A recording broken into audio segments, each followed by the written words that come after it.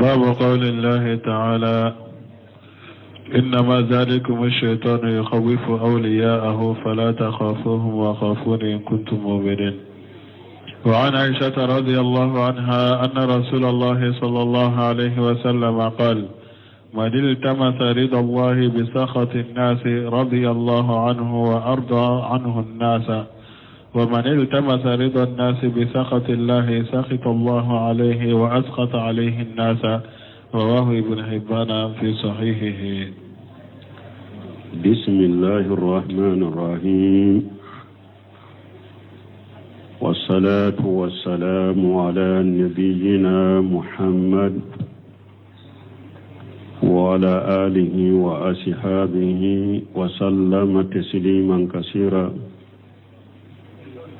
سبحانك لا علم لنا إلا ما علمتنا إنك أنت العليم الحكيم. أستغفر الله الذي لا إله إلا هو الحي القيوم وأتوب إليه. اللهم انفعنا بما علمتنا وعلمنا ما ينفعنا وزدنا علما. بي أرابا سوي هجريا باكله أني كمناني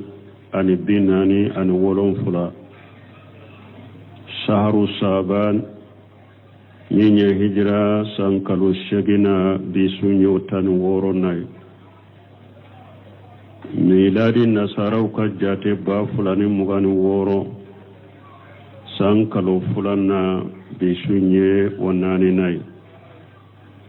أمبي دورا بغو مسجد رجاء وامبو كونو درس الشيخ الإسلام الإمام محمد بن عبد الوهاب أكا كتابكم كتاب التوحيد. بوندا منا كوني وللي من فلانية أبورا الشيطان دفع نابي الله الشراك أبوكا بسنيوما أكا نسروني ده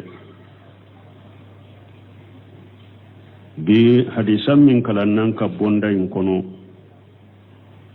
wa anni aisha radhiyallahu anha hadisan min aisha malaka je kabwama anna rasulullah sallallahu alaihi wasallam qala ko alaka cide alaka taruna kishiba ka ciden ko mani litamasa iridallahi bi saqti nas رضي الله عنه وأرضى عنه الناس. كوني مغمي نيه علاكا جينيني ني هذا مدون كدميه على بجي كرو أبي هذا مدون جي كرو. ومن التمس إرضاء الناس بسخط الله سخط الله عليه واسقط عليه الناس. Meni mominye hadama dawun je nyini ni alaka dimiye ala be dimi koro abe mo dimi koro ni hadisa ibn Hibbana aye hadisa imbo hadisa ye anko asababu ye minye Muawiya tumame akera masake aye lektrici katamba isetuma muminu badedo ciden ka furmuso muso de abe muso de la muso munu famulendo dinala aye doni chamande ta ciden bolo aka doni kacca kosobe muso do min famulendo aye doni chamanta ciden bolo Mawiya tumama kera masaka eletri chama kwamba Aisha tuka washa kando ke ale komi akana janyade amba Aisha tu ayeni eletri sebe katama kanni hadisa fwaye hadisa yumfole droka ba ko assalamu alaikum wa rahmatullah. Donc letri ayache Muawiya ma ni hadisa min fule ninye ni masakeu tamana ni hadisa ka ni masakeu tana hera chaman bala hadisa nafaka bo aka kuma kan no kuma ka dogo nafaka bo ni masake utamana ninka ni masake utana he rabba be hadisa ina odiatu mawi aka masake ya kono nin konnan jamin keraye nin kuma munun foraye uya nafa kosobe aka mara kono ale kam marali wakati be na fitina la silamaw ni nyogonche ala yu o fitina ufagana sababu ye ka silamiya demena sababu ye ka seka ko chaman dila wala hadama de fama do mogowore do eki ka jijab be kaybe ala ka jeen soro chogomi de ni ala ka jeen soro dusukun bebe ala de bolo abe hadama de unje koro mais ni hadama de unje de nyini ni ala ka dimi ala be dimi koro dusukun bebe ala de bolo abe mogo la dimi koro har mogo munun tumbu tanu be laba kula goshi nando nabuna wesemenu kasarahula ako qawluhu fi hadisi Aisha radhiyallahu anhu nako Aisha ka hadisa kunala kaje kabama man litamasa iridallah bi saqti nas litamasa talaba litamasa kore munye nyinini ومنه قوله صلى الله عليه وسلم في ليلة القدر لتمسوها في الأسر أبو كنو نتشيدن كو حديثة ليلة القدر كولا آيا نيني طلبان كنو وقوله إرد الله ناكو على كجي أي سبب إرداه معنى على كجي سببه وقوله بسقط الناس الباء للإود باو لنيني يفلليد أي إنه طلب ما يرضي الله ولو سقط الناس به معنى عليه فندو نيني فندو نيني فمني على بجناي هرني هذا مدون دمناني ويه أبي فندو نيني كافوكا كي نيني على بجناي هرني هذا مدون بدمني ويه لا بد من حاجة إرداء لا بد هذا ما دين كان نينجي كده قال جنيني وجواب سرط رضي الله عنه وارضى عنه الناس سرطين جابوا يموني ني على كجنيني هري مغو كدميني اويه على بجي كرو أبي مغوجي كرو قوله أرضي الله عنه وارضى عنه الناس هذا جاهر ناكو على بجي كرو بهذا مدون جي كرو نندي حديث جاهر فيجال التمس لأبدو إرضاء ربه بالنية صادقة أرضي الله عنه هذا جاهر نسمينكو أكون نمبانغالين دلو وبكني كده فإذا التمس العبد إرضاء ربه بنية صادقة رضي الله عنه ni hada madenye alaka jenyini ninga niya tinyala tignimaye ninga niya nyumaye liannahu akramu min abudihi parce que ala yafonan shire kateme aka jonka warda anhu nasa donc be hada maden jeyi koro o ye jahiru do be kene kade ni mogomi eye ala ka je nyini ikanganiya chinyala tigila made do fana ala ka je nyini ala be je koro abe hada moden je koro parce que ala e fonnan sire katema ka jonka wazalika abe hada moden je koro chogodi obeke mimma yulqi fi qulubihim min irda'anhu wa mahabbatihi ala be min bila hada moden duskun kono nu jeni nu be je koro anika kanu ala bo bil hadama dem biskun kono لأن القلوب بين أصبعين من أشاب الرحمن يقلبها كيف يشاء parce que dusukun ube ala bolon koni fula de ni nyogonche abu yele machogo miyaji danfeŋ dusuku a be ala ka bolonkoni fula de ni ɲɔgɔn cɛ n'a b'u yɛlɛma cogo min ka d'a ye qawluhu n'a ko wa man iltamasa irda nnas bisakti llahi ni mɔgɔ min ye hadamadenw jɛn de ɲini ni mun ye hadamadenw jɛn de ɲini ni ala ka dimi ye altamasa talaba ay talaba ma yurdi nasa altamasa mun ye ɲinini ye do fen do de ɲini min ni hadamadenw bɛ jɛn n'a ye n'u bɛ nisɔndiya n'a ye walau kana yusqitu llah hari n'a y'a sɔrɔ fen masina bɛ ala dimi de ye kuma dɔ de fɔ min ni hadamadenw bɛ nisɔndiya i kɔrɔ n'a ye u bɛ jɛ i kɔrɔ n'a ye ye kɛwale dɔ de kɛ k'a ɲini k'a kɛ min bɛ hadamadenw bɛ nisɔndiya n'a ye u bɛ jɛ i kɔrɔ n'a ye hari n'a y'a sɔrɔ kuma man di ala ye u kɛwale man di ala ye fa natijatu zalika o bɛ taa wolo mun na n'i ye nin kɛ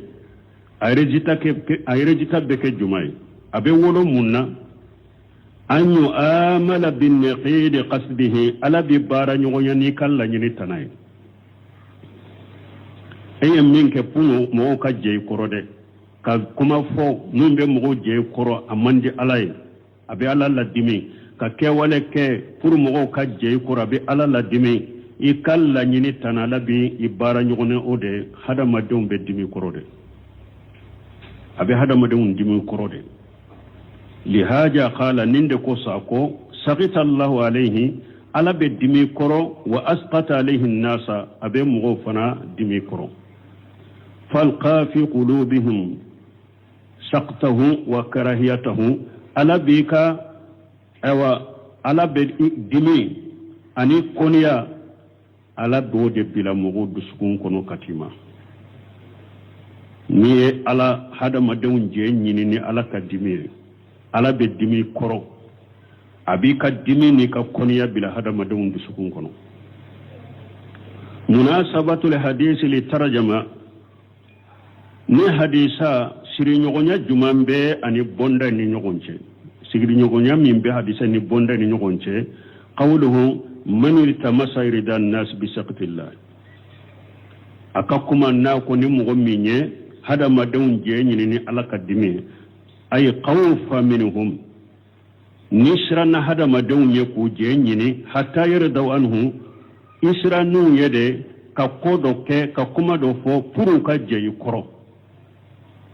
fataqaddama khawfahum ala maqafati llahi ta'ala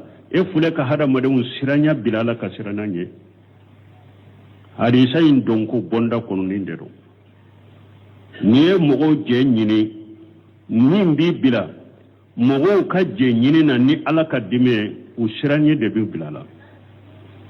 i bɛ sira mɔgɔw ɲɛ de k'u jɛ ɲini hari ni ala bɛ dimi kɔrɔ donc o bɛ komi sisan i ye hadamadenw ka siranya i y'o de bila ala ka siranya ɲɛ ala min kɔrɔtalen don o de y'a to ye hadisa in dɔn fa yustafadu min al hadisi ma yali an bɛ fayidaw dɔ sɔrɔ hadisa na minnu bɛ na uzubu folo ye mun ye uzubu talabi ma yurdi llaha wa in saqita an-nas a wajibira hadamaden ka i ka fɛn dɔ de ɲini k'a fɔ k'a kɛ min ni ala bɛ jɛ n'a ye hari hadamadenw ka dimi kɔrɔ li'anna allah huwa alladhi yanfa'u wa yadurru parce que ala de bɛ nafali kɛ ala de bɛ tɔɔrali kɛ tɔɔra tɛ hadamadenw bolo nafa t'u bolo o de y'a to o tɛ bunu sɛmɛ ka fɛn kɔnɔ o de y'a to don dɔ la dɔ delila ka na ciden ma a ko cidenw ne sɔn ciden ko fɛn tɛ n bolo yan ni n b'a d'i ma dɛ a ko ciden n'i ma ne sɔn ne d'a ma ye dɛ inna madihi jayinu wa dammi shayinu ne ka tanuni bɛ mɔgɔ masiri dɛ ni ne y'i lagosi dɔrɔn o b'i cɛ juguya de hadamadenw ɲɛkɔrɔ ciden ko jakallahu a ko o tɛ e ye o ye ala de hada maden kan nin fana do ko hada madun kattanuni ku je nyinin ku tanu hada madun kattanuni te foye ni ala ta fo fana kala ta ke hada madun kan labgo silite foye jakallahu min kattanuni be hada maden mashiri ka valeri kila oye ala kattanuni de min labgo sili be hada maden labgosi ki ce juguya hada maden nye koro oye ala kan labgo silite an kan nunu famu ala de ben nafalike ala de be toralike ala ka dina tiya foli ube ala ka dina tiya keli ube fengo fendoro ni au foli no keli de ni obe ala ka jendi ma ala be jeno de hada madin ko de ke hari ewa tiya be ka dimi koro parce que ka do ala de ben nafalike ala de be toralike hada madon te se kan nafalike u te se ka toralike ni ala mallatige an ko do hadisayna kele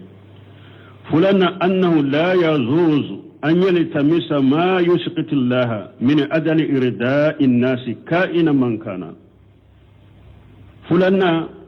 aya iranna ateddaga e ka fenyini kake nimbe alal ladimi ko ebe hada madun je nyini ka'ina man kana otigi kera mo sugu otigi kera mo sugu hada maden kera mo sugu ye e kana fenyini ka ke mimbe ala dimi puro kale ka jenyini kaina mankana oye karamo baywa oye shehu ye sawo oye mbange bagade oye fenwo fenye kaina mankana kana fenyini ka ke mimbe ala dimi koro ko ebe hada maden je nyine atigi kera mo sugu ye hadisa nyo yiranna ko ote daga ote be سبنا إثبات إرداء وسقط لله على وجه الحقيقة من يجني أن الدمي كو سبت عليه كي تقول من حقيقة على بجي فين قرب النسونجا فين قرو حقيقة جني حقيقة النسونجا على بالدمي دمي حقيقة لا لكن بلا مماثلة للمخلوقين ne ala ka nisonja na ka jɛ ani ala ka dimi ani hadamadenw ani danfɛnw ta tɛ kelen ye dɛ ala jɛni ni hadamadenw jɛni tɛ cogo ye kelen na danfɛnw jɛni tɛ cogo kelen u tɛ misaliya ɲɔgɔn na ala ka dimi ani danfɛnw ka dimi tɛ misaliya ɲɔgɔn ma liqawlihi ta'ala ala ka kuma kosɔn laysa kamislihi shay'un ala ko foyite komi ala ani foyite kelenye wa haja majhabu ahli sunnati wal jamaati ninde ahli sunna wal jamaa ninde yu katabulo ninde kata sirai ala yere man kutum musabata yereye iku sabati ala ye ka soro ima ala ni damfe misaliya ahli sunna la nyine munye munun tugura ciden ka sunna ko sallallahu alaihi wasallam ko wa alaikum bi sunnati munun ya ciden ka tasira mina ka sunna mina ana ka kalfanani ka farashebo toka wal jama'ati kore munye munun farala nyugon ka ciyinka munun farala nyugon ka ciyaka wa ma ahlu ta'tili me munun ye ala ka togo nuru uboye fa ankaru haqiqata zalika uye nimman kuto haqiqan nan kariya ka bola fe ko ala tejje ala te nisonja ala te dimi ahli takili munum be ala kam man kuto boye uliyen ni haqiqan nan kariya qalu ko inna li qadaba qaliyanu dammi li qalbi li talab al intiqam parce que ulu ko dimiye munye ko ewa joli de be wuli bisukun kono na tigi ba fe ka nyine ka ta juru sara wa haja la yalugu billahi ko o man ka ni alay parce que hal tati rufule kan ni man kutu minge wuluye ala ni dan fende misaliya nyonya uli ala ka dimi ke komi danfen ka dimi de ko dimi ye de joli min bi dusukun kono o de be wuli ni diminara ko o de be wuli ifana ba nyini ki tajuru sara ko o mankani alai wa haja qataw ahli tatilu fule kan nin kuma min fonni nya qataw de لأنهم قاسوا سقط الله أو قدبه بقدب المخلوقين بس يقولوا على كدمي uluye ala ka dimi ni danfen ka dimi de ke kelenya sisa uluye ala ka dimi ani danfen ka dimi de qiyasu nyoma fa naruddu alayhim bi amrayn no semino konnenun tigi ambe aradukko kan ko fulay bil mani folo ka fo ka ala ka dimi ko qiyasu danfen ka dimi ma o balilendo summa naqdi o kofe ka guruja ka boya guruja lendo ka boya fana falmanu balili jumay annamna an yakuna ma'ana li qadabi al mudafi ila Allah jalla wa jalla ka qadbi al makhluqina am babbali ko alaka dimi min be dambe kata alama o te komi danfen ka dimi am go bali ko boyre am babbali de ko alaka dimi min be dambe kata alama bilim ewa ka qadbil makhluqin ambo bali ko o te komi danfen ka dimi wa naqid gurjali yemunye fa naqulu lil ashairati amba fole ashaira wuye antum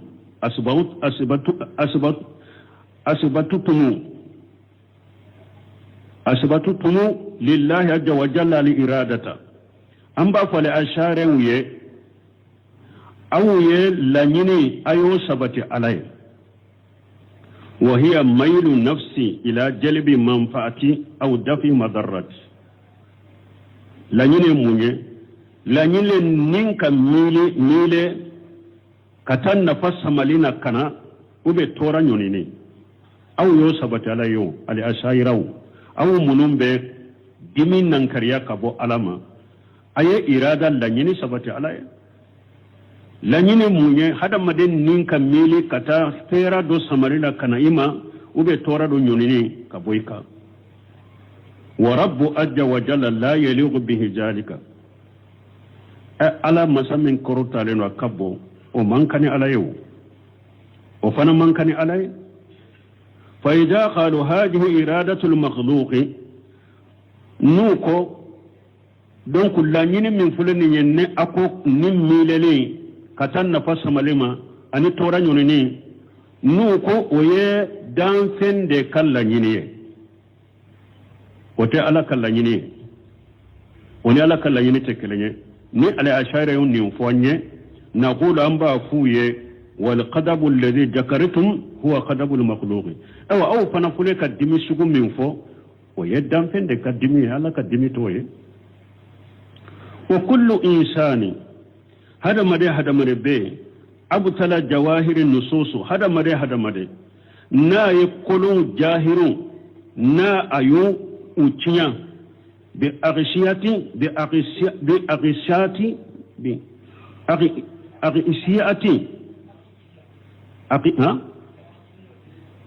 بأغشية أقلية فهذه الأغشية باطلة لوجوه هذا ما يقولوا تيا قياس منهم بكني حكلية وقياس تيا لندو قدامدو هذا ما ده ni يقولوا يمين رايلا hadisa jahiru ya minyi raila ube kurna aya ya minyi raila ni iko chinya ni qiyasu min bekeni eka hakiliye wa ya qiyasu min chinya lendo ni ko da madoye al awwal folo annaha tubtilu dalalati nusus parce eka qiyasu in fuleka nasu ya dalila munun mira ko munun mira ka qiyasu fuleko de chinya wa haja yaqtadi nin fana bayira an takuna hiya li haqqa وبايرا سيسا اتاين دي اتشنين ومدلول النصوص باطلا مدلولا يمين يرنا وچيا لندو وهاجا ممتنو نفنا تسكاكي eka haklina ya qiyasu min sabati obeke sababu ye ka kono delila ko cinyade do obe munyira oba yira sisa eka haklina ya qiyasu min nati ode cinyaye nasu ye delila min nati o cinyalendo obe saka kewa mumtani o tesaka ke ni ye fulay asani fulana annahu تقول على الله بغير علم نمو من قياس ناتنيك حكليه قياس منا ان يكون جاهر تنيغونتا اي كما دو فو على اي ابيكم اكمنا عليك كسر دونيته لان الذي يبطل جاهر الناس يؤوله الى معنى اخر باسكو مين بكل جاهرون نيبو اوتيا iba كلين توسيري كا كروك معنى ورده فيقال لهم ما الذي أدركك أن الله أراد هذا المعنى دون جاهر الناس وني كلو ينفنا يلما كاكرو يلما كتامانا ورنا أو أنبا فيه مني إلا دنيا كافو كلو يمانا ينيني كسر الناس وين جاهروته منيو يرلا أنبا تغني ننكا ولا ففيه ما الذي أدركك أن الله أراد هذا المعنى دون جاهر الناس من إلا دنيا كافو ألا ينمانا دي لنيني كلو ينكروي ألا ينمانا دي لنيني كاسرو نسو جاهروتي أمبي نينكانينا مني ففيه تخول على الله في النفي والإثبات ني يكمنا ألكا yikumana alaka ka fenfo alaka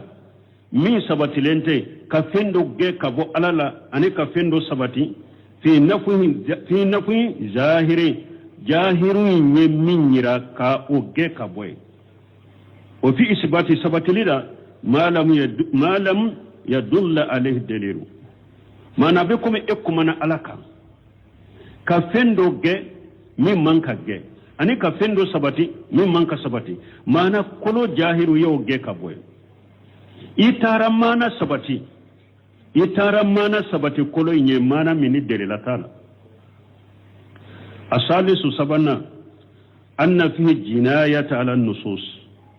nintigila mo abe komi ninye tonyali deke nasuka haisu ataqada annaha dalalatu ala tasbih tuma minni eya ajjate mina kashiri dusukunna kafon nin nasu fulede nin nasu nana ka tasbihu de yira abe kum yetonyali ke nasu ka kake fenye ate minye parce que be nasu bila sisa kon nasu ye dalila de kata tasbihuma li'annahu lam yu'attil parce que nasu ma mankutu mboy alayya sabati illa li haja sababi nasu men mankutun sabab amma mankutun to ewa ntatili li'annahu lam yu'attil illa li haja sababi parce que iman nasu boy abada fo yen nasu boy ni sababu de ko parce que abette sibu deira fa yakunu ma fahima min kitabillahi wa sunnati rasul sallallahu alaihi wasallam kufran wa dalala donc ektabe ke sisa eye min fami alaka kitabu inna eye min fami kiden ka sunna inna ika famu kafiriya de do ni fili ni aya famu ni togoyaye ala kalla nyini te minye ni hadisa famu ni togoyaye kiden kalla nyini te minye e ka famu nye kafiriya de ni fili arabin nanina anna fiha tana fi rasul sallallahu alaihi wasallam wa khulafaihi rashidin nanina mu'min be alaka mankutu kolo jahiru tatili ni agurjane ni ko damado nanina o tigi ye ciden lagosi de eye tiren sapute ka ciden lagosi ka ciden ka khalifa nani mi ni kunna dolu mo kandande wona iye ulu fana lagosi li'annana naqulu parce que an ba fuye هذه المعاني التي صرفتم النصوص إليها نمانا من فلن ني أو يقولوا يلما كتاما كوبوء كجاهرك كو يلما كتاما هل الرسول صلى الله عليه وسلم وخلفاؤه يعلمون به أم لا يالا تشيدن ناكا شيبون أنا كالفون يالو بقولوا ما ندو وبتاما ندو فإن قالوا لا يعلمون نوكو أتقولوا ما ندو فغر انتهموهم بالقصور نونون تقو يتشيدن ناكا كالفناني ويوتهم كني مسرون يلقوكا دوني كدو ويوتهم نيوي نوكو كولوي مانا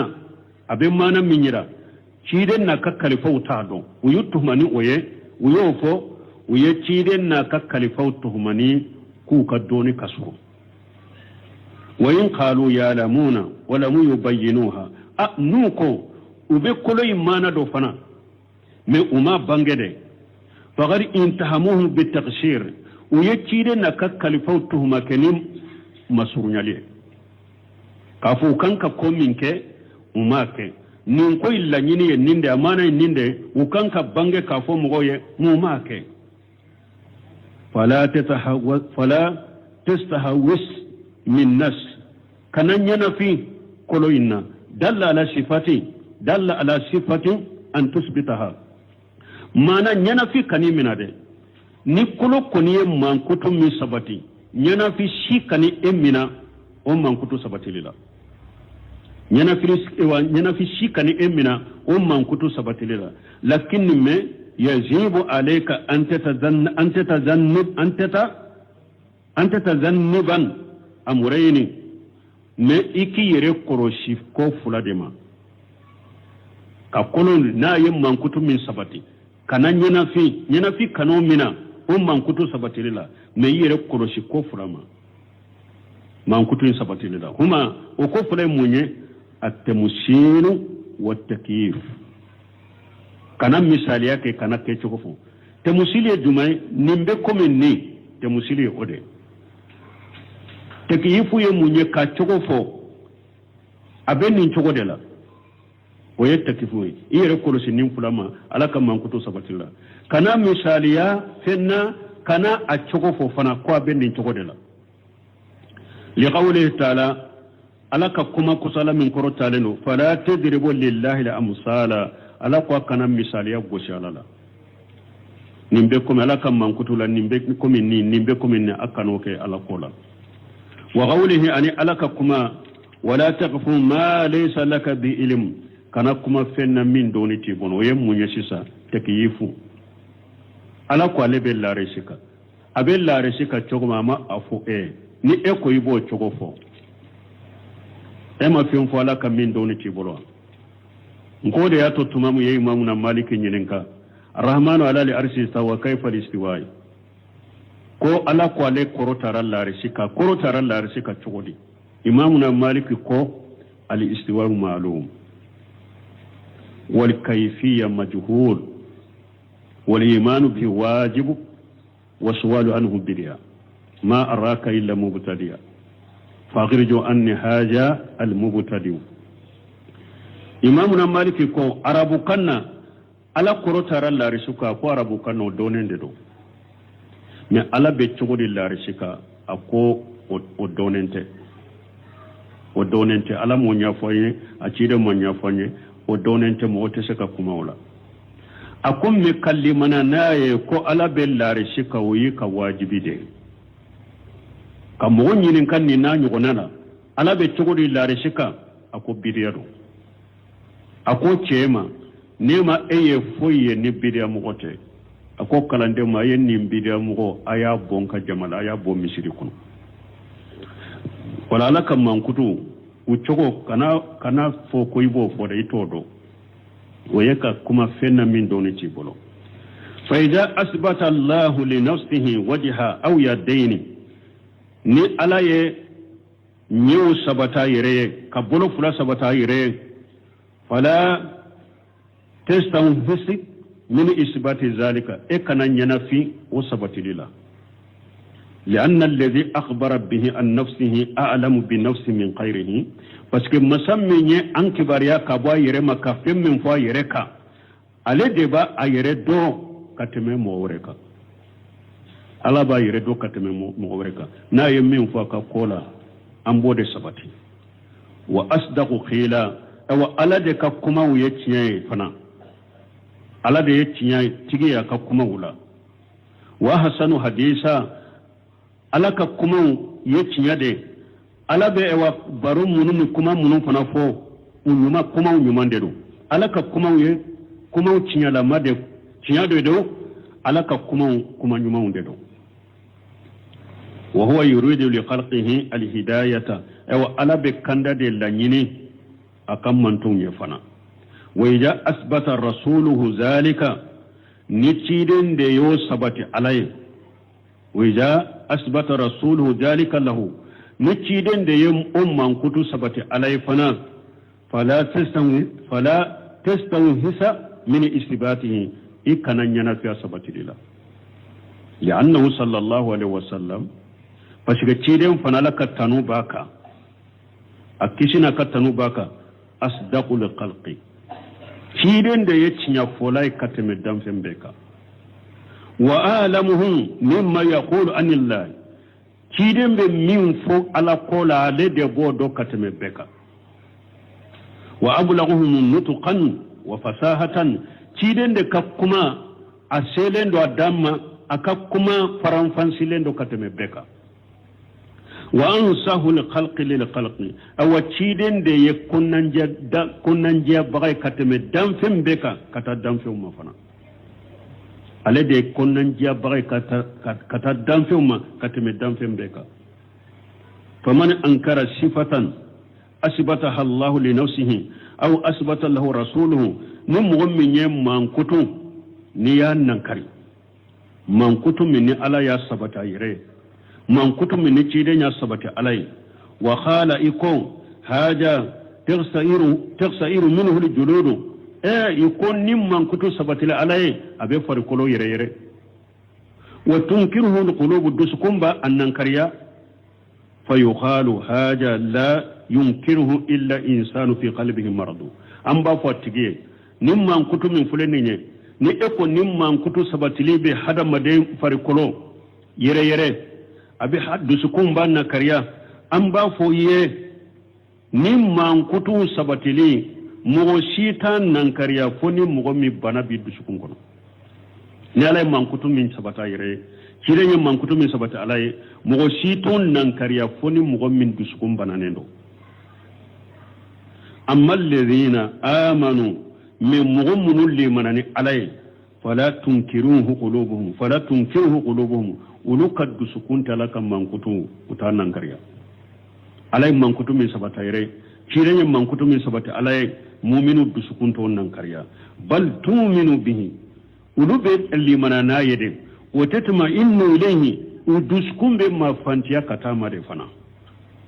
wa nahnu an lam nukallif illa bima balaghna alama fuy bilanka foni min sharama duru ambode minaka barakena alama fuy bilanka foni min sharama wallahu yuridu li ibadihi li bayana wal huda ala be bangelini kandali de lanyinini aka jownye qala ta'ala lakum yuridu Allahu li yubayyana lakum wa yahdiyakum sunana alladhina min qablikum ala ko qur'ana kono suratul nisaa ko ala ballanyini ka bangeli de ke awye abafe kaw kandade katam mugude kasirama mugo munun temena awne fa huwa la yuridu an yu'amiya alaihim al-amra ala tafe ka ku dibi hadamadun mbolo ala to lanyini ka ku la dibi hadamadun mbolo ku lafiya hadamadun mbolo ala to lanyini koy wa yaqulu innahu yaqdab wa huwa la yaqdab ala ka fo ko ale be dimi ka surate dimi ala to kew wa yaqulu innahu yuharwilu ni ala ko ale be teliya ka fo ala te teliya wa huwa la yuharwilu e ka fo ko ala te ala ka fo anye ko ale be teliya kana jomma ka suro ala te teliya ala tokewo haja khilaful bayani ni nye bangeli tanade ni ala ko ale be dimi ka surate dimi bangeli tanade yoye ni ala ko ale be teleya kana joma ka sura ala te teleya kana joma ni nye bangeli tanade ala te ninke wala mbalmu ni hadisa ne useminu kasarahu banna lambena masaila udela ni hadisa nafa akabo odiato ahmad ibn hanbali shira أعلام النبلاء لجهبي قال إمام أحمد بن حنبل رحمه الله أحمد بن حنبل قال كنيما عبدت الله 50 سنة فما وجدت حلاوة العبادة حتى تركت 3 أشياء أحمد بن حنبل ko عليه على بطو سامبي دورو ko alema bato da musoro fo ye fo sabade toye tarakitu ridan nasi hatta qadaratu an atakallama bil haqqi ko alaya hada madun jenyini ye ka toye de fo asera ka cinya fo mugoye alaya hada madun jenyini ye ka toye de fo kashe ka cinya fo mugoye ni ma hada madun jenyini toye te se ka cinya fo te se ka cinya toye an bude hadisa laya an yi de fo a kera famaye a kera famata naye koko ni ebe alaka jende nyinana hari hada madon kadimi ala be je koro abe hada madan je koro a kera don ke ba kera mo sugo suguye e ka alaka jende nyini alaka jende nyini Ahmad ibn Hanbali ko ale hada madon je nyini toye puru kashe o kelende ale shera ka kuma ni cinyai ne fuloy ako watarakatu suhbatal fasiqina hatta wajadtu suhbata salihin ko fulanna ko fashiru je nyogonya ko ale yo toyede ko ale shera ka ke mugo nyuman je nyogoy ale fashiru je nyogonya toyede pour akashe ka ke fo akera mugo nyuma unje nyogoye ni nye fulanay sabana watarakitu halawata dunya hatta wajaritu halawatu al-akhirati ko ale jiya damu ye ka toye de fo ale shera ka l'akhirah damu so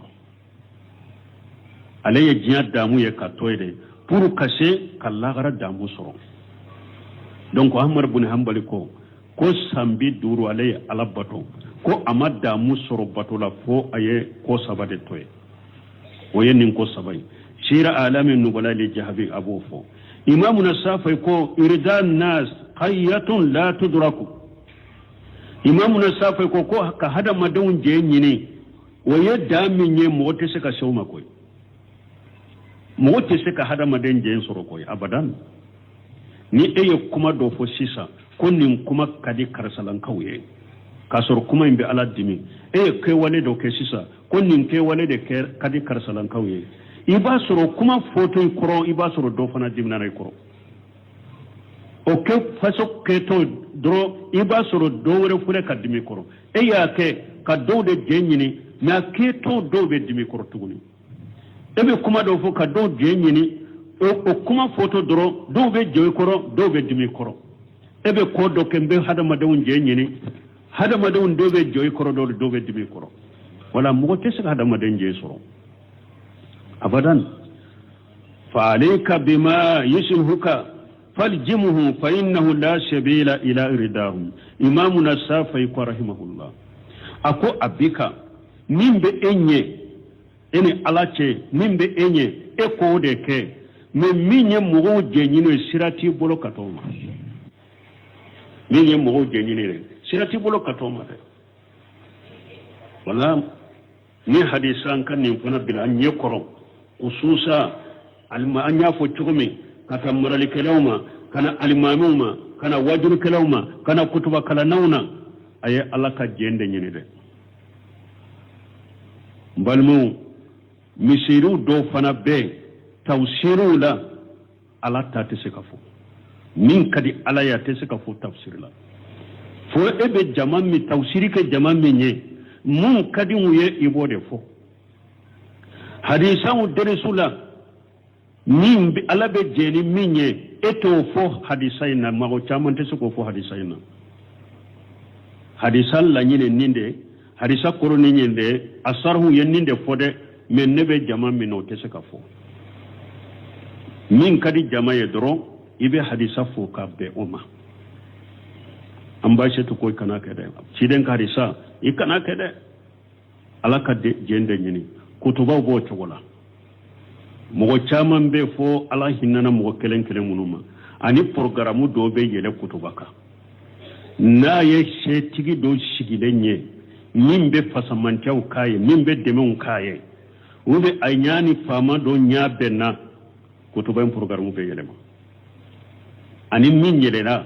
o tese ka fo min be papier kono tese ka fo kutuba be yele ma nanye ninfo konna ni fama nya yele ma kutuba be yele ma akorote de kutuba kalancugo min tumbe jamana en kono tede antumbo contrôler da fama nani ni fama borto ani ka population la suku bila fama ma amma fo o foli be yele ma bolode iman ko fo yerede iman ko fo kutuba ka yerede ima ko fo dersulade fama lagosini fama borto kam mo la suku bila fama ma an kan to maro man ka fo yerede ni e yo fala mi bila la qur'ana mi bila la hadisa mi bila la ika famu baliya di bila wala an kan be de dina cinyam min be qur'ana aya kono dina cinyam min be hadisa kono o de kanoma kana yelema mo kama qur'ana aya cinya hadisa cinya kano yelema hada maden jenyini de kama ibode fo ko min de la ka foya nko mogo do ko ako ulu yere kam misiraw kera ale yere de nyana do be min barika abe kutuba kala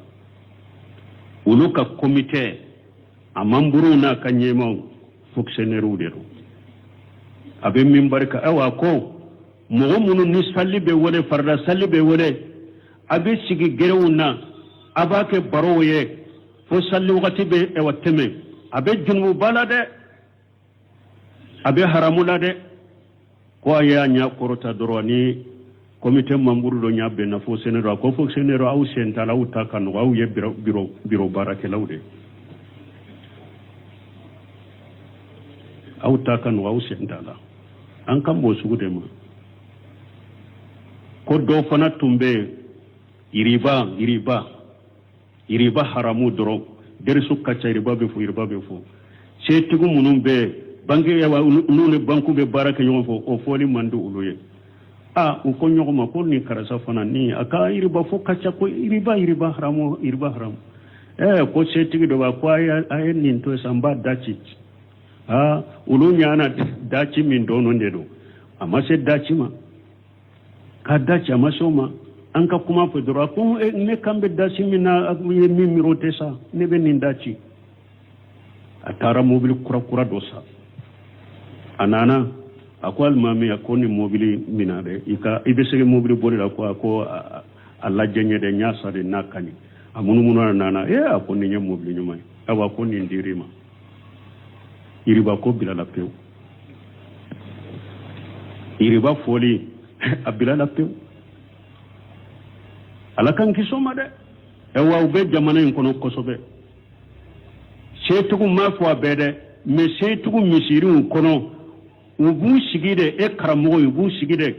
nin kutuba min kala kana kete a fote de ni wajulu min ke kana fote a kete de parce que ube demeli munun kuye ibi sigide ki yelema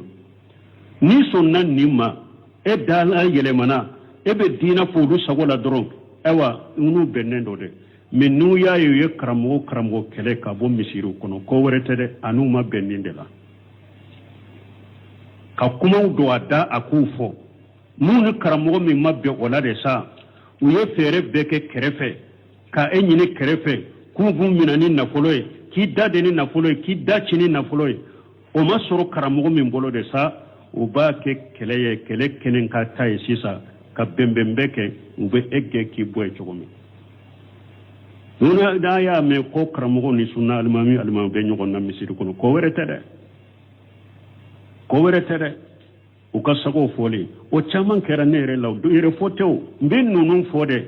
hadamaden bɛɛ k'u kan an ma waajuli ni misaliya de o bɛ ne ye misiriw dɔ kɛ u bɛ n wele ko i ye min fɔ tɛ ayiwa kana fɔ tɛ a fɔ tɛ n ko n ko e ye kɔmarasi de to i ka kɔmarasiya ye ala ye se min d'i ma i bɛ se ka fanta min dɛmɛ k'i balimasuru min dɛmɛ ka silamɛya dɛmɛ o dɛmɛ kɛ mɛ ka ne fana to kitabu in kun na ne tɛ kuma ne ɲɛ dɛ min bɛ kuranna kɔnɔ ne b'o de fɔ min bɛ hadisa kɔnɔ ne b'o de fɔ e tɛ ne ka baara yirinna koyi e ka jago ni ka komarasa ne min da don a la koyi n t'a ɲɛdɔn a b'i bolo ye ne fana ala y'i bila min kun na n b'o fɔ o cogo de la e ka ne tɛ kuma n'o ye ni min maloya bɛ ne la dɔrɔn n bɛ min fɔ kuranna ni sunna la taa ɲaɲini ni karamɔgɔ min ko a ye min fɔ tiɲɛ tɛ nin na nkalon dɔ n bɛ siran o kɔrɔ ni n y'o dɔn ne karamɔgɔ min y'o yira na segin kɔ mɛ ni o tɛ wa e ne tɛ kuma n'a ye e tɛ kuma dɔn ne da ko ne b'a fɔ donc hadamaden jɛ ɲini an k'o de dabila min bɛ kuranna kɔnɔ ni min bɛ hadisa kɔnɔ ala bɛ jɛ ni min ye min ala bɛ jɛ kɔrɔ ni min ye o de fɔ hadamaden ta i kan'o kɛ n'i y'o kɛ fana ala b'i dɛmɛ ala bɛ mɔgɔ jɛ i kɔrɔ mɛ mɔgɔ caman setigiw ye i kɛ nin cogo la k'i talo ka bɔ i ka tiɲɛ kan k'i talo ka bɔ i ka tiɲɛ fɔli kan a laban mɔgɔ si ma kɛ i kɔrɔfɔlibaga ni lagosibaga ni olu tɛ fana ayiwa n'u y'a dɔn fana ko e ka nata b'u ka bololafɛnw de kan u ma ko tɛ hali ka dɔɔnin na tuguni e bɛ mun fɔ ani fu bɛɛ de ye kelen ye u bolo ni nafolotigi y'a dɔn wa ko e b'ale nɔfɛ cucucu ko e nata dalen de b'ale kan wa i hakili b'a ka nafolo de la wa ayi e ka kuma ni fu bɛɛ de ka k'a bolo ali hasan basari y'o de fɔ don min n'a nana a taara don dɔ la a taara dɔn masakɛ kan ka masakɛ waajɔ kelen ni masakɛ kɛlɛ a bɛ kɔnɔnajɛ min k'a ye a y'o kɛ masakɛ a bɔtɔ a ye masakɛ biro da f'ale kuranna kalanbagaw la karamɔgɔbaw la a ko kalanbagaw a ye cari ka bɔ masakɛw da la masakɛw min bɛ masakɛw bolo aw nata dara o kan min b'aw bolo masakɛw banna la a ye bɔ masakɛw da la ka taa nin bɛ alhikmatu fi dawati ila Allah nin b'o kɔnɔ alhasan basari a ko dɔɔnikɛbagaw a ye bɔ masakɛw da la min bɛ masakɛw bolo aw nata dara o kan min bɛ aw fana bolo masakɛw bann'o la n'i y'a ye jamana in kɔnɔ karamɔgɔw e ni u ni faamaw bɛ ɲɔgɔn jaabi u b'a fɔ ten faamaw b'a fɔ ten faamaw y'a dɔn de o diina a tɛ diina kɔ la a bɛ diɲɛ ɲini de la ni e nata dara faamaw ta kan u ka diɲɛ kan e ko e ni faamaw ka kɛ kelen ye diɲɛ ɲini na seji ɲini na politiki la a bɛ bɛn yan wallahi ni dɔɔnikɛbagaw tun tor'u ka misiriw kɔnɔ u b'u ka kurannaw kan u b'u ka hadisa kan u b'u ka diina kan u ɲɛma u m'u sen don ni politikiw ni fɛnw na ni faama ye décision dɔ ta na n'a b'a fɛ ka sira min bila aw farala ɲɔgɔn kan wulila a y'a ɲini a fɛ a n'a sigira a y'aw bisimila a ye ala ta fɔ a ye ciden ta fɔ a ye a bɛ sanse dibi la dɛ kɛnɛ ka tɛ dɛ dibi la dɛ a b'aw faamu a b'aw lamɛn ni aw taara kumaw fɛn na min dɔɔni t'aw bolo ka taa aw yɛrɛ bila faamaw ka politiki la a n'u bɛ diɲɛ sama sama ɲɔgɔn na a b'u ka sejiw ɲinini na aw n'olu bɛ bɛn yan olu b'aw ka kuma min na imamu Nawawi rahimahullah tuma ma tun bɛ dimi saga hali ni faama bɛ karamɔgɔw a bɛ kalo sara di a bɛ kalo sara min di karamɔgɔw ma imamu Nawawi tɛ a ta min na ni garaje nana dɔrɔn ko i ka sara fɔlɔ a b'a fɔ a ye taa di fantanw ma a ba de tun bɛ gɛsɛ parta a bɛ balo o de la tuma min masakɛ ye jamana kɔnɔ a ye décision dɔ ta ko a b'o kɛ jamana kɔnɔ o da man di jamanadenw na u sera karamɔgɔ kelen kelen ma karamɔgɔw ma kelen kelen a ye kuma masakɛ fɛ a ka taa kɔnɔnajɛ k'a ye a ye nin décision min ta ko a b'a kɛ a tora ban kan dɛ a kana nin kɛ a k'a bɔ a la karamɔgɔ si ma se ka sɔrɔ min bɛ lettre ci faama ma parce que i b'a dɔn n'i ye lettre ci a ma a y'a kala dɔrɔn a b'i ka sara tigɛ u sera imamu Nawawi ma imamu Nawawi ye lettre sɛbɛn k'a ci faama ma fama ya kalletiri kala yoromi aka kuma folo ako gardien ma ayen ni saratike abe sarami be di makalo kan ni makalo kan ayatike gardien ko nin tika sarado koy e ako abake chogodi ako nanna tara dura ba fankata di fantoma masaka ya kumbiri kamiri o kofi aya kunkorota ako aya ta foye ntunye haklina minta deso minta bilala o be akayri ya dum muqaddima law nu yem imamuna nawawi kamma kutu tarikuta aka tarjamata o ba foye doni ke baga ni banna jiyama ka alaka jende nyini ni alabe jeni minye ko de nyini ko de nyini kake alabe ikanu abi kanu do hada madum dusukun kono alabe valeri do ila fana men ni ko ibake palon ni tanune ni hada maden je nyini de alabe dimi korode abe mugo dimi korode imay labgo silim min be karamo ko hari anka sunna sanima min fulene nye anka sunna karamo folo to korba mununi sunna ni na jamana en kono o tanunende do valeri tumbola betumbe sirunye me may tuma min nunun na udonna politiku ni feuna uye lagosi yere se sunna yerema dogo yamani lagosi sera sunna man nunun tiledela munun buddambe kata sunna na sisa no donna nin politiku na ni nin biro ni nin tonna lagosi be islamiya ka lagosi be sunna ka ube sababu do sunna karamo folo mo tumbe sirunye yande valeri bula ka kuma be muno ka kuma be lame lagosi tuntu ka betumbe sirunye mais munna sisa lagosili be islamiya ka sisa lagosili be sunna ka hada maden jenyini doronde nananai o bettanu ni ninu ni jianyini ni jenyini hada maden jenyini min nade ka ala la dimide sunu tile kuma ude be fo min be ala la dimi hada maden jenyimi kanama sunu tile ko do be ke mun be ala la dimi hada maden jenyini no tanuni kana no borola fe on kama de ode tora fulanka jamana en kono oro lagosina ka tora fule anka jamana en kono ode lagosini tora lasi anin nanini ka lase islamiyama ko sosa ka lase ni sunna sene mama sinu sunna mo ni isigra innola itura ciden ko itugura alaka qur'ana ko katugu ciden ko sarafu salihu tumbella halam minna aqidawla duskuna sirula barachola do yoro ni bonyoro la wallahi ni sunna mo yoke jamana kono foite ki ka ni bonyani karamate ala be damina ka boyma hari be se ka kuma do fo kuma munun be mo funteni ku ladimi de mais ala bu dusukun faga ekoro kuma jugu munun ni nani munun kanka kila ute o kila mais nu bora mo wore da mi nye jianyine nae ibaye suni tile wala ko subhanani karamani bonya be soro ala tade la walillahi ijjatu walirasulihi walil mu'minina ولكن المنافقين لا يعلمون بنيا على تابتوري دلا بنيا اني كرما ابي تشيدن كلا بتولي دلا بنيا كرما بيره يكمؤمنون كسرا دتا نمؤمن على تاكه اي تشيدن تاكه مؤمنون بنك من كسرا salafu salihu iboka ibe bonyane karama soro doyamati soro doyama be islamiya ka na be sunna ka jamanan kono fen worete koy anyere de ka ke chogodo ambe ala deli ala ka hakni mandama mais ni ala sonna ambe mi famu be siramin ka nugo ake ka dina nyanyinya ka kuma munun jabi karamo la he allah ba bebe sagi kata qur'ana ni sunna mam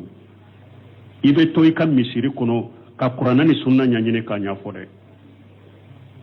ibe to kam ka qur'ana ni sunna nyanyine ka nyafo awu nyana wulu fanate ko kalamo fen kalamo be sigite ya kawulla jabe dina chiala abe kuma wala kuma munu delila taw bola wala qur'ana ma bilala hadisa ma bilala sedi nyini ni de fama nyini ni fama bortoni few wode ye jamana nyere lagosi ka sunna lagosi jamana kono ka silamiya to chiaya ala kan kisala kan tanga donc ni hadisa una nyogona fama tanado anka tamanni hadisa kan ka barake nay anka ala je nyini hari hada madon ka diman koro ala be jiyankoro abe hada madon jiyankoro men ni e hada madon jende nyini ni ala ka dimin wuye ala be dimi korode ka hada madon la dimi korode ala kan kisoma ala kan tangoma subhanaka allahumma rabbuna bihamdika ashhadu an la ilaha illa anta astaghfiruka wa atubu ilayk الشيطان الرجيم بسم الله الرحمن الرحيم كتاب التوحيد